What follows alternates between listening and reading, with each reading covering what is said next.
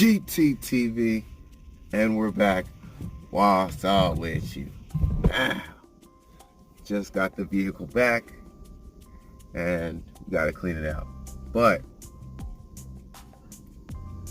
remember, all the way leading up to the fight of Shawn Porter, he said, after I beat Shawn Porter, I'm calling out Manny Pacquiao. Am I bugging? Or did he not? He was not saying that all the way up into the fight. So he does what he says. He beats Shawn Porter. And we hear names that we weren't expecting, you know. We're hearing rematch, first of all. And then we're hearing Danny Garcia. And we're like, wait a minute.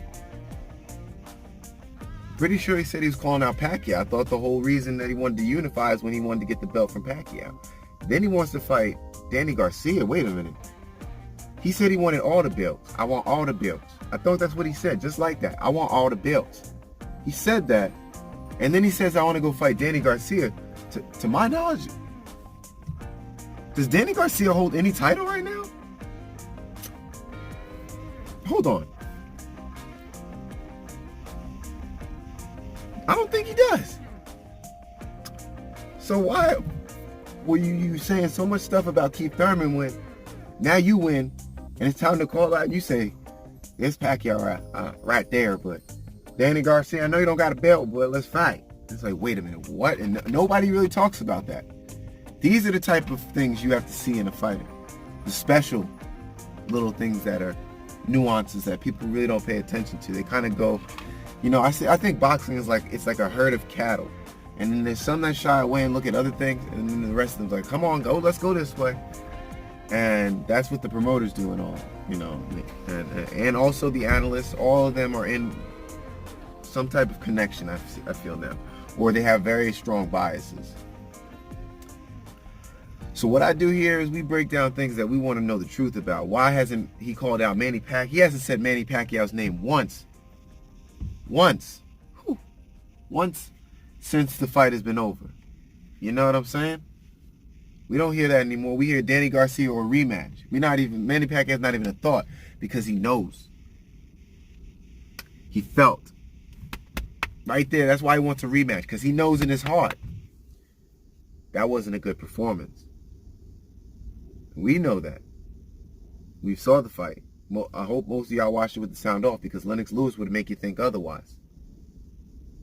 If you were listening to it with the sound on, which I did the second time, the fight is catered towards the narrative, the story is catered towards Spence.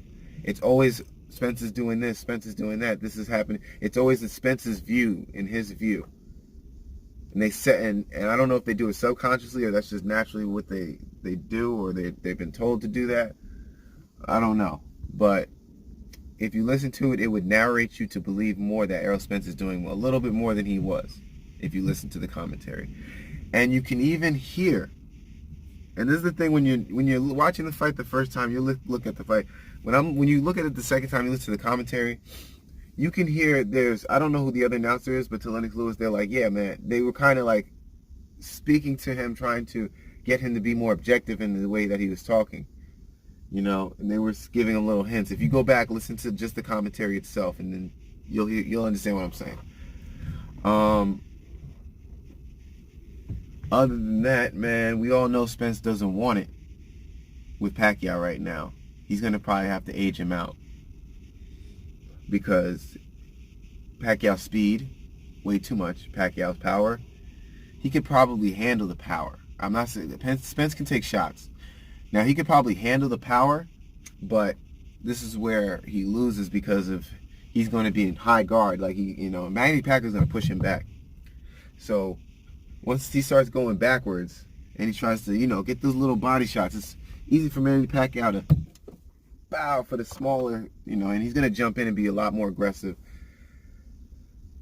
Not more aggressive than Shawn Porter, but very close to the aggression. And we saw how Spence does under it. That's how you nullify Spence. So far, that's the information that we've gotten. That's how you nullify Spence.